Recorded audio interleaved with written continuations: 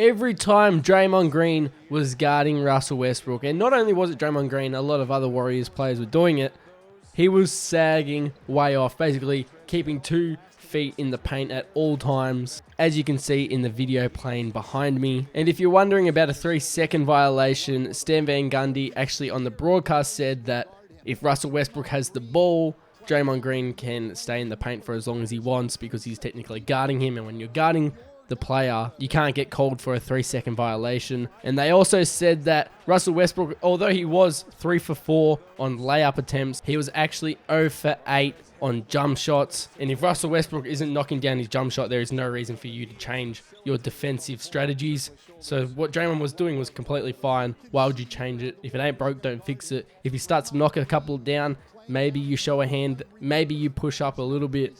But if he isn't consistently knocking them down, what's the point? But this is what Draymond Green had to say about it. In a question about sagging off of Russ on defense, Steve Kerr said that you are the best center fielder in the league. And I know defense is underappreciated, but how do you feel knowing that you are doing your job and helping your team get these wins? It's huge. That's the game plan. Coach texted me last night, or yesterday. He sent me a text like, "Man, you were great last night." And then he hinted that would be the game plan. And so I'm like, okay, like this will be interesting. And then we went through it this morning and shoot around and, try to get everybody to grasp the concept. It's very easy to, and we did it a few times, it's very easy when a guy is sagging off like that, when a guy catches you, just rotate to him, and we didn't want to do that. And I think, the game plan worked for us tonight. We got Russ to miss some shots, but I think when you have a game plan like that, even more so, I know everyone will always judge Russ' jump shot, but what that does to you mentally is tough. And I think, it was more so the mental than his shot. He's been shooting the ball well. I think he's shooting a 3 like at 33 or 34%. But mentally, that can get tough. And so I thought, we did a good job of sticking with the game plan, and we was able to muddy the game up for them or muck it up on the defensive side, and it ended up working out for us. Do you mean like sagging off gets in his head?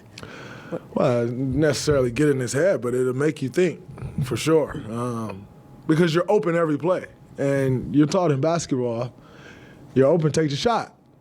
But if you're open every play, you kind of start questioning yourself. And so I thought we did a good job executing. We kind of talked about scheme execution after the last game with what you guys did with Lillard. Tonight it was a different scheme. Obviously you were really sagging off Russ. How did that help you guys kind of bottle them up? And how good a sign is that, again, that you guys seem to, execute another game plan? I think it's a great sign that we're able to execute. I still think we can get better. But overall, guys were locked in on the game plan. I think it helped a lot. When you're, I was just clogging the paint and, trying to make them take tough ones. And but in saying that, it wasn't just sagging off Russ. Everybody was locked in on their coverage. If it was a top lock with Paul George, Dante was in the top lock.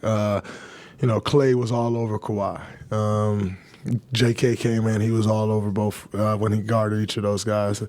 So it was a total team effort and guys being in the gaps, and thought we did a pretty good job rebounding with the exception of that one possession where we gave up like 3 offensive rebounds. So I think we put it all together. But overall, I thought, we executed the game plan and it was good for us.